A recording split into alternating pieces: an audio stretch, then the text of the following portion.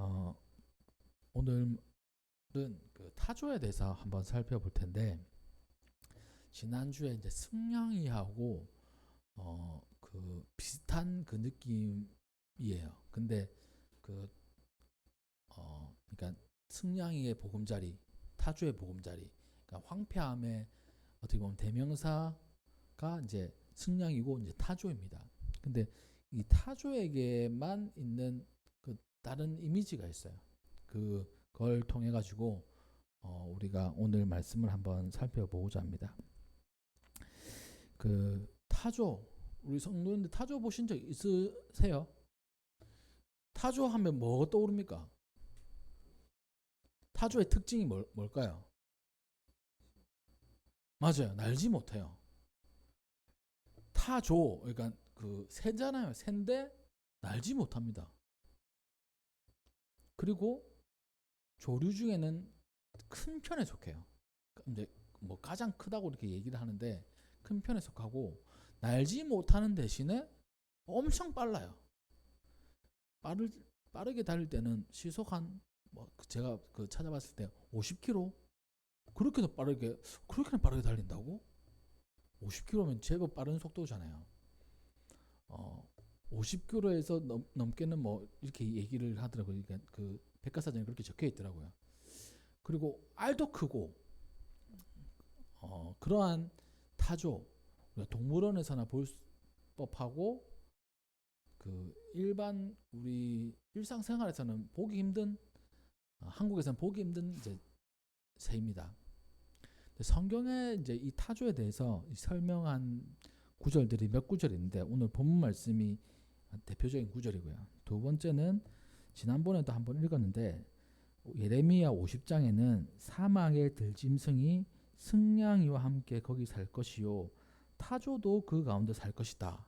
그 말은 그 황폐한 곳에 사는 동물 승냥이 타조 황폐함의 이미지가 이 예레미야에 있습니다.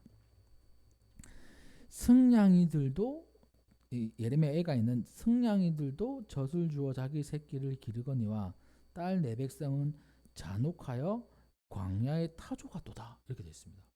그러니까 승냥이 타조 다 황폐함의 그 이미지인데 근데 승냥이는 좋은 점이 자기의 젖을 줘가지고 새끼를 키운대요.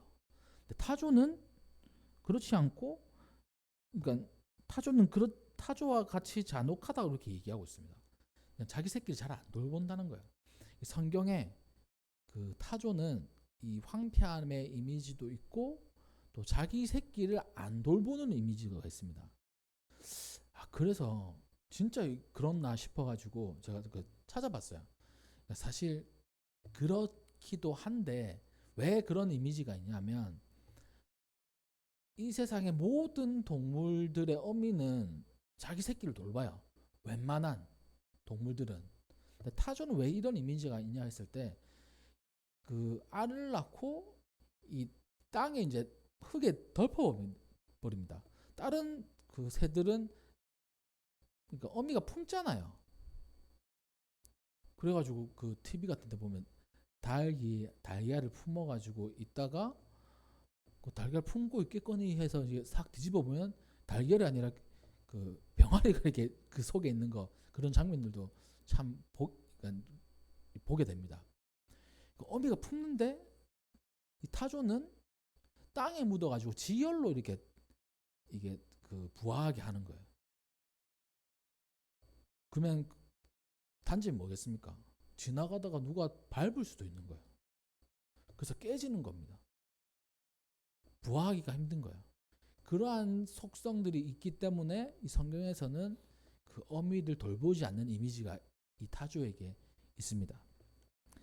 그래서 이 예레미야 애가에는 승냥이 그 황폐한 승냥이들도 자기 새끼에게는 젖을 주는데 타조는 그냥 내버려 둔다. 뭐 이렇게 해요. 실제로는 타조가 그 자기 새끼들을 잘 돌보는 동물로 알려져 있다고 하더라고요.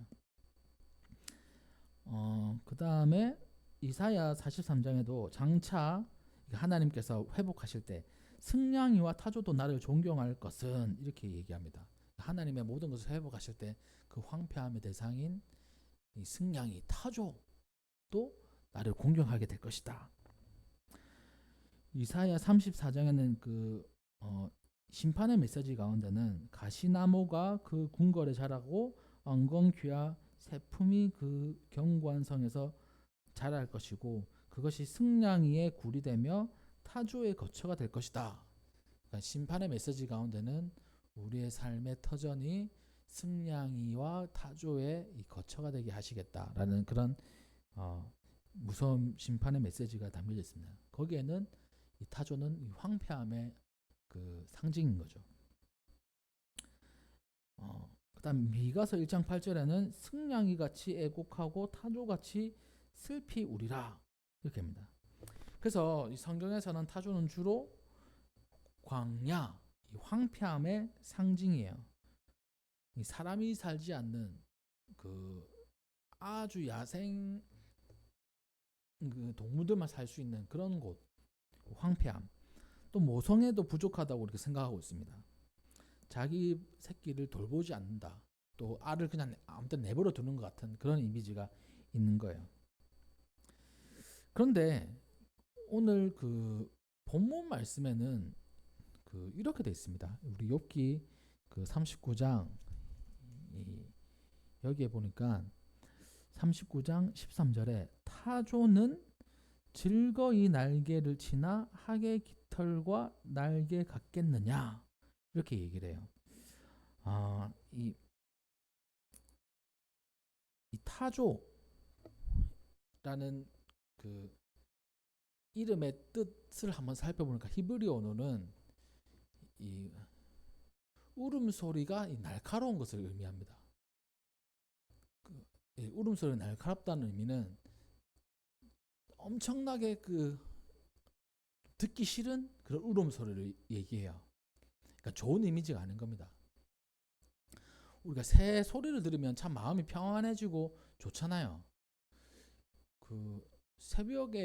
새벽기도 끝나고 보면 이 새들이 지저귀는 소리들 참 기분 좋더라고요. 또 매미 소리들 그 소리를 들을 때 저는 이제 새벽기도 나오는 입장에서는 참 듣기 좋은데 주무시는 분 입장에서는 참 시끄러울 것 같긴 해요. 새벽에 맴맴거리고 새소리 엄청나게 보니까 이게 시끄럽게 들리더라고요. 가만히 있어 보면. 그래서 예민한 분들은 이 새소리 참 힘들겠는데 이런 생각도 들기도 합니다. 저의 입장에서는 참 그 소리가 아름답게 들리더라고요. 근데 타조의 소리는 그런 게 아니에요. 이름 그대로 하면 듣기 싫은 울음소리입니다. 약간 부정적인 이미지들이 많죠. 근데 타조에게는 좋은 게 있어요. 날개가 너무 크고 아름답고 또 날개짓을 하는 것이 이스라엘 백성들, 유대인들 보기에는 즐겁게 날개짓 하는 것처럼 보이는 거예요. 여기에 그대로 얘기하고 있습니다. 타조는 즐겁게 날개를 치는 동물이다. 그런데 학의 깃털과 날개 같겠느냐? 그러니까 하나님께서 좋은 날개를 주신 거예요. 아름다운 날개 주셨어요. 그리고 타조도 그 날개짓을 이렇게 합니다. 즐겁게. 근데 고고함의 대명사인 학, 이 유대인들도 학을 이제 고고함으로 생각하는가 봐요. 이 학이 날개짓 하는 거하고 비교할 수 있겠느냐? 이렇게 얘기를 합니다. 또 이제 그 이후에 또 말씀드리고 두 번째 14절에 보면 그것이 알을 땅에 버려두어 흙에서 데워지게 하고 발에 깨어질 것이나 들짐승에 밟힐 것을 생각하지 않는다. 그러니까 참 하나님께서 좋은 알을 낳을 수 있는 그런 능력을 주셨는데 그 이후를 생각하지 않는 거예요. 다른 새와 같이 품지 않는 겁니다. 하나님께서 그 생명의 신비를 통해 가지고 알을 낳게 하셨는데 그걸 품지 않는 거예요. 또 16절에 보면 새끼에게 모질게 대한다고 되어 있어요. 사실 이제 과학적으로는 모질게 대하지 않지만 모질게 대하는 경우들이 있다고 합니다. 그러니까 그 새끼에게 모질게 대함이 제 새끼가 아닌 것처럼 하며 그 고생한 것이 헛되게 될지라도 두려워하지 아니하나니 그 이유는 하나님께서 지혜를 안 주셨기 때문에 라고 이렇게 17절은 얘기를 하고 있습니다. 근데 또 그 18절 보면 몸을 떨쳐 뛰어나갈 때는 말과 그 위에 탄 자를 우습게 여긴다. 그러니까 말이 엄청 빠르잖아요. 근데 그만큼 빠르다는 거예요. 타조가. 그러니까 하나님께서 주신 게 많아요. 날개도 주셨어요. 또 큰 알들 주셨어요. 그리고 건강한 다리도 주셨어요. 근데 이걸 사용하지 못하는 겁니다. 날개 사용하지 못해가지고 날지 못해요. 큰 알 주셨어요. 근데 그거 돌보지 못해요. 진짜 건강한 다리 주셨어요. 도망가는 데 사용하는 겁니다. 그리고 이 타조 그거 있잖아요. 타조는 진짜 어리석어가지고 자기가 안 보이면 남도 안 보인다고 생각해서 머리를 숨기잖아요. 자기 눈을 가리면 남도 자기를 못 본다고 생각하는 거예요. 그만큼 어리석은 이 동물이 바로 타조인 겁니다. 타조. 자, 여기서 우리가 이제 생각을 하는 거예요. 타조가 알을 땅에 버려두고 흙에 옹기에 맡겨서 부화시키고 또 발에 밟히거나 들짐승에 깨어질 것을 신경 쓰지 않는다. 그래서 이 구조를 통해 가지고 타조가 지혜가 없는 존재로 묘사가 되는 겁니다. 그리고 단순히 이것은 타조의 습성뿐만 아니고 이 하나님의 창조의 섭리 속에서 그 인간의 지혜로는 그 뭐 이해할 수 없는 부분들이 있다는 거예요.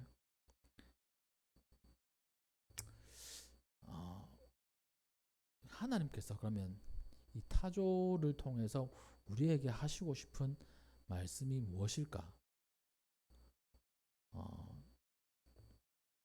우리에게 참 좋은 날개와 같은 거 우리에게 주셨어요. 우리 모를 수 있습니다. 그거.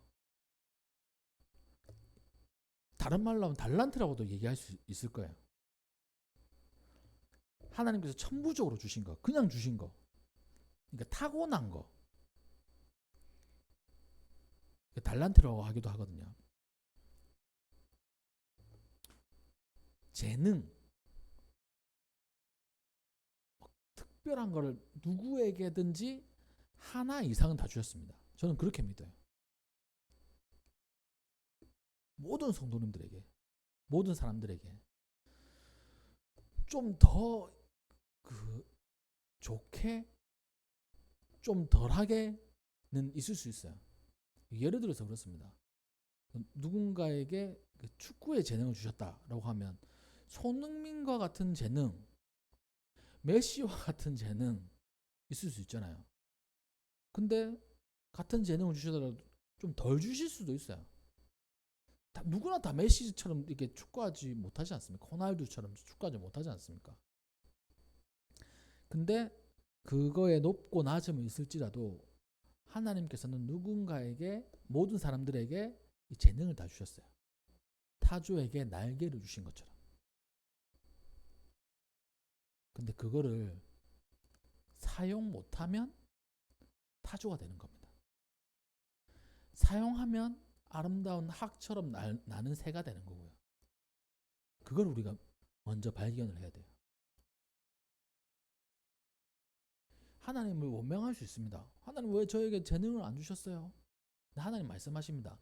너에게 줬는데 네가 지금 발견을 못하고 있어. 또 너에게 줬는데 그거 즐거이 날개짓 하라고 준 게 아니고 하늘을 날라고 줬는데 너는 그냥 날개짓만 하고 즐겁게 이게 띵까띵까 하고 있어. 이렇게 하나님께서 말씀하신다는 거예요.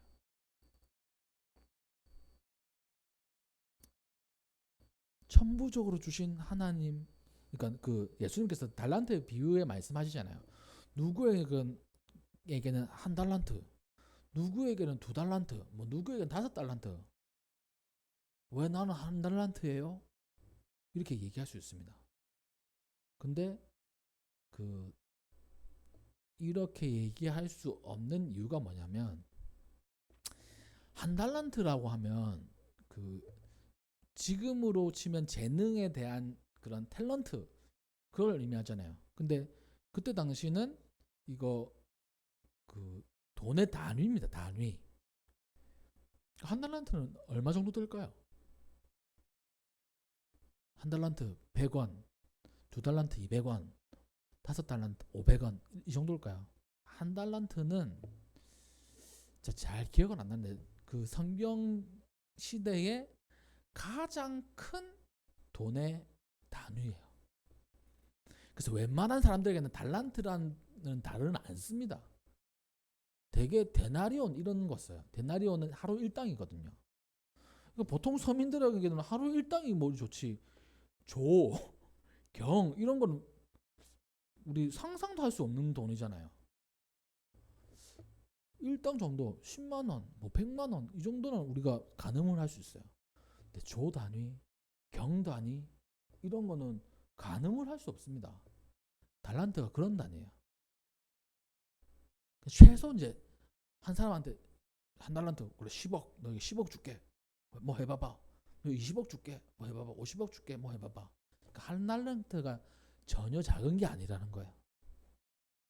그러니까 우리에게 주신 달란트, 남들하고 비교했을 때 나는 손흥민 같은 왜 달란트 안 주셨어요? 국내에서 잘하는 사람이, 그러니까 축구로 잘하는 사람이 왜 저에게 손흥민 같은 달란트 안 주셨어요? 이렇게 할 수 없다는 겁니다. 왜냐하면 그 한 달란트도 엄청난 거예요. 엄청난 거. 우리 모든 분에게 그걸 주셨어요.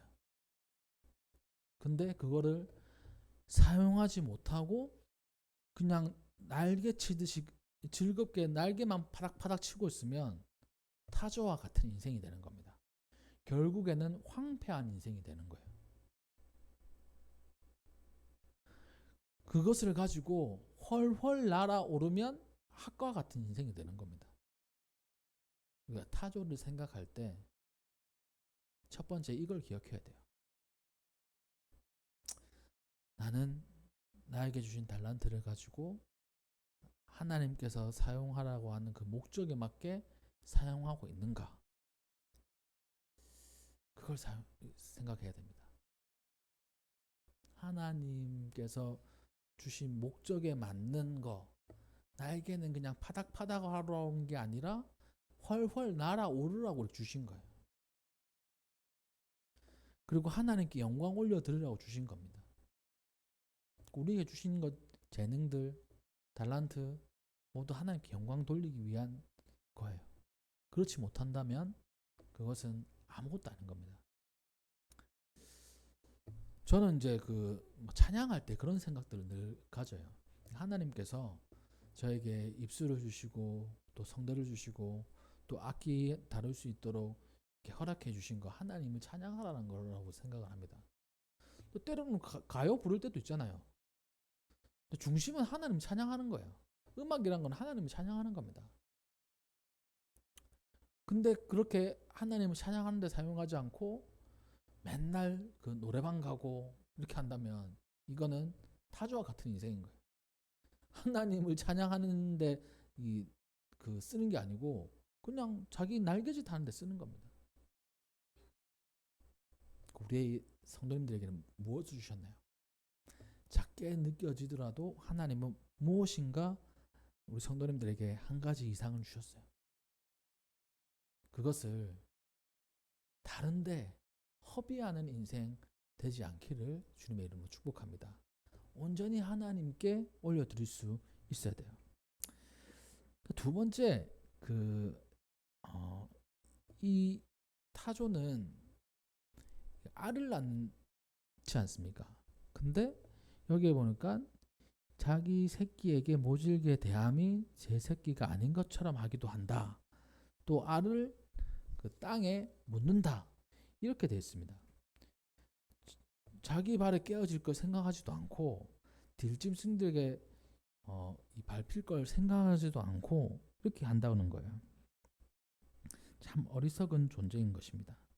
지혜가 없는 존재로 이렇게 여겨져요. 어, 우리 인생 가운데도 이런 게 있습니다. 지혜가 없는 거. 그러니까 그 대개 우리 사람들은 지혜가 없죠. 우리 앞을 내다볼 수 없지 않습니까? 그러니까 알을 여기 묻어둔다고 해서 그 알이 앞으로 밟힐지 안 밟힐지 모르는 거예요. 그리고 이 새끼에게 모질게 대한다는 것이 이 새끼의 그 장래에 어떤 영향을 미칠지 모른다는 겁니다. 그러니까 단지 지금 이 순간 편하고자 하는 거예요. 책임져 주기 싫은 거예요. 타조를 생각할 두 번째입니다. 나에게 내가 책임져야 될 거는 내가 책임져야 돼요. 이게 신앙생활뿐만 아니라 인생 가운데 분명히 필요한 겁니다. 나에게 맡겨진 일 내가 끝까지 책임져야 돼요. 일반적인 부모님들이 자기 자녀들을 끝까지 책임지듯이 하나님께서 우리에게 맡겨준 책임들 끝까지 우리가 완수를 해야 됩니다. 그런 마음 필요해요. 당장 내 편하자고 알을 아무 때나 숨기고 그리고 또 그 막 교육하고 새끼들을 교육하고 보살피고 하면 얼마나 에너지들이 많이 듭니까? 근데 그걸 막 나 알아서 커 독립해 막 이런 식으로 이렇게 모질게 대하는 거 이건 지혜롭지 못한 행동인 거예요. 그런 것처럼 하나님께서 우리에게 주신 책임감들이 있습니다. 그것은 우리의 그 삶의 그 울타리 안에 있을 수 있고요. 또 사역 안에 있을 수 있습니다. 신앙 안에 있을 수 있어요. 교회 안에 있을 수 있습니다. 나에게 맡겨주신 거. 좀 편하게, 좀 쉽게 이랬으면 좋을 것 같은 거. 근데 우리는 그것을 끝까지 책임을 다져야 되는 거예요. 그렇지 못한다면 타조와 같은 인생이 되는 겁니다. 하나님께서 지혜롭지 못하다라고 이렇게 말씀을 하시는 거예요. 그러면 우리가 한번 생각해 보시죠. 나에게 맡겨준 하나님께서 책임지어 주신 게 무엇이 있을까요? 먼저 우리 서로를 책임져 줄 수 있어야 돼요. 우리 가족들. 삶의 이 동반자, 부부, 자녀, 부모 다 같이 책임져 줘야 됩니다. 이 책임은 같이 함께 하는 거예요. 귀찮다고 이렇게 내버리는 거 아닙니다. 제가 이제 필리핀에 있을 때 그런 이야기를 이제 들었어요. 그러니까 뭐냐면 집사님들하고 속회 모임을 하는데 거기에 어떤 한 집사님의 아파트에 그 위층에 사는 분이 한국 분이셨는데 필리핀 남자분하고 결혼하신 거예요. 근데 그 필리핀 남자분은 멀리서 이제 일을 하시고 그 여자분 한국분만 자기 아이 이제 5살인가 그때 당시 그랬으면 4살 5살 되는 아이 이렇게 이제 지내는 거예요. 지내는데 우리 교회 집사님 하신 말씀이 너무 애 불쌍해 이렇게 얘기하는 거예요. 왜요? 이렇게 하니까 애가 이제 유치원 다니는데 그러니까 엄마 손에 이끌려가는 게 아니고 거기 이제 그 필리핀은 조금 돈을 들이면 아기를 돌보는 그 유모를 둘 수 있고요. 운전하는 드라이버를 둘 수 있습니다. 그러니까 인건비가 싸니까. 대개 이제 보통 분들이 그렇게 해요. 유모가 있고 또 밥 해주는 사람이 있고 그리고 그 청소해 주시는 분도 있고 이런 분들이 있습니다. 돈이 좀 있으신 분들은. 그리고 드라이버 그러니까 운전해 주시는 분이 있고 맨날 그 드라이버 아저씨 손을 잡고 가는데 아침에 이제 유치원 가지 않습니까? 유치원 가는데 맨날 가장 봉지가 이렇게 들려져 있다는 거야. 아침밥 안 주나 봐. 과자 주나 봐. 이렇게 얘기를 하는 거예요. 저는 그때 생각해요. 뭐 아침에 과자 먹을 수도 있지. 밥을 안 준다는 건 너무 막 나가는 거 아닌가 이 생각을 했습니다. 근데 그 이후에 얘기를 들어보니까 그 엄마가 아이를 놔두고 도망갔다는 거예요. 뭐야 진짜? 그리고 걔는 이제 방치된 겁니다. 방치돼 있어. 그러니까 부모님들은 일반적인 부모님들은 자기 새끼 엄청 챙기잖아요. 우리 시대 그 이전 부모님들 자기는 못 먹고 못 입어도 자녀들 입히고 먹이는 거 최선을 다하신 분들이잖아요. 그래서 우리가 이만큼 살게 된 거잖아요, 사실. 그걸 부정할 수는 없을 겁니다. 우리나라 이만큼 잘 살게 된 거 진짜 그 우리의 부모님 또 그 윗세대 진짜 못 입고 못 먹고 해가지고 이 정도 산 거잖아요. 그분들이 하신 그 마음속에 깊이 있는 건 뭐냐? 내 자녀들은 공부시키고 어찌든지 공부시키고 어찌든 잘 먹여가지고 이 가난에서 벗어나게 해야지. 대부분 이 마음이었습니다. 그러니까 거기에다가 하나님께서 우리나라를 축복해 주신 거예요. 이만큼 잘 살게 된 겁니다. 세계 어느 나라도 이런 나라 없잖아요. 단 몇십 년 만에 민주주의 이루고 몇십 년 만에 산업화 이룬 나라 없어요. 앞으로도 없을 거야 아마. 그 중심에는 자기 자녀들을 돌보는 부모님의 마음이 있는 겁니다. 나라 사랑해서 했겠어요. 자기 새끼들 잘 되려고 열심히 일하다 보니까 이렇게 된 거지. 사실 그걸 거야 아마. 근데 그런 책임감들을 가지고 있었기 때문에 우리나라 이만큼 됐다고 저는 생각해요. 그리고 하나님께서 또 복을 부어주시고 참 힘들 때 막 기도하고 또 힘든 순간에 이 한국 교회가 막 부흥을 했거든요. 그렇게 책임을 다하는 모습이 하나님께서 원하시는 모습입니다. 그렇지 못한 모습, 타조의 모습인 거예요. 그러니까 나에게 맡겨준 책임 무겁게 느껴지더라도 하나님께서 맡겨주신 거라면 끝까지 책임질 수 있는 우리가 되어야 됩니다. 그래서 이번 한 주간 동안 타조를 떠올리면서 참 그 힘 좋은 다리를 가지고 있어서 빠르게 달리지만 도망가는데 하나님께 멀리 떨어지는데 우리가 쓰면 안 되고, 첫 번째 우리가 타조와 닮은 모습들이 무엇이 있는가 한번 살펴봐야 됩니다. 그 중에 한 가지, 나에게 주신 재능 내가 이상한 데 쓰고 있지 않나, 아니면 그 발견하지도 못하고 있지 않나. 누구에게든지 하나님께서 그 달란트는 주셨어요. 하나님께서 주신 거 하나님을 위해서 써야 됩니다. 누구에게도 주신 거, 그러니까 모를 때 있잖아요. 그러면 모르면 앞으로 이제 생각해보고 나에게 주신 거를 한번 생각해보면 됩니다.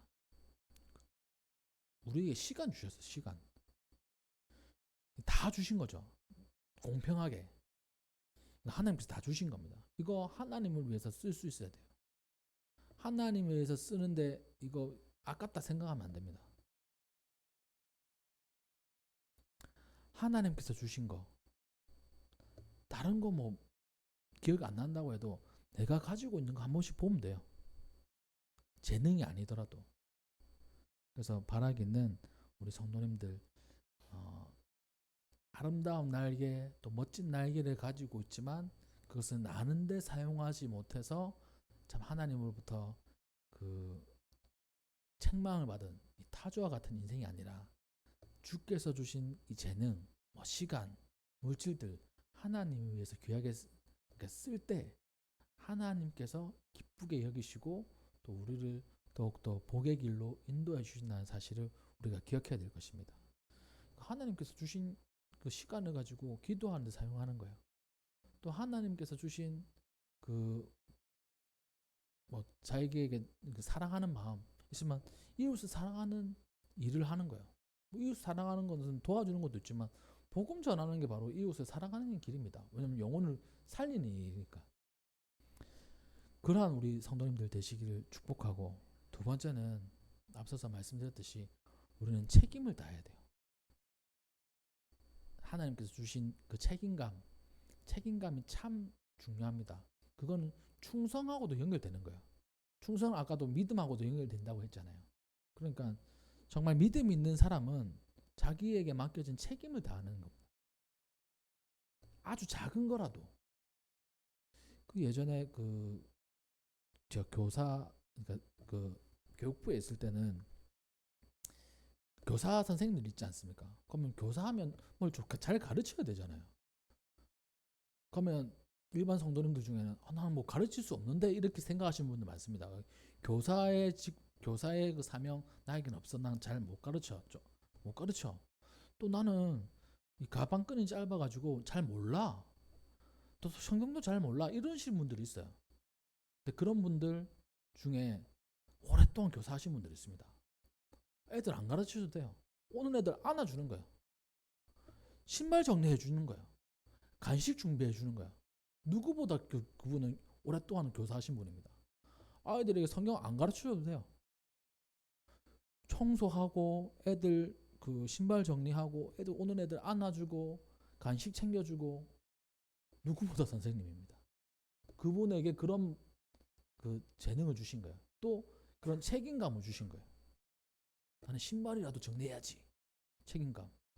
그걸로 수십 년을 봉사하시는 분들도 있습니다. 하나님 앞에 그분은 참 복된 사람일 거예요. 바라기는 우리 성도님들이 그러한 분들 되시기를 주님의 이름으로 축복합니다. 타조로 사는 인생이 아니라 하나님께서 보시기에 정말 아름다운 학과 같은 그런 인생이 되셔서 하나님으로부터 오는 그 모든 은혜들을 누리시기를 주님의 이름으로 축복합니다. 네, 기도하겠습니다.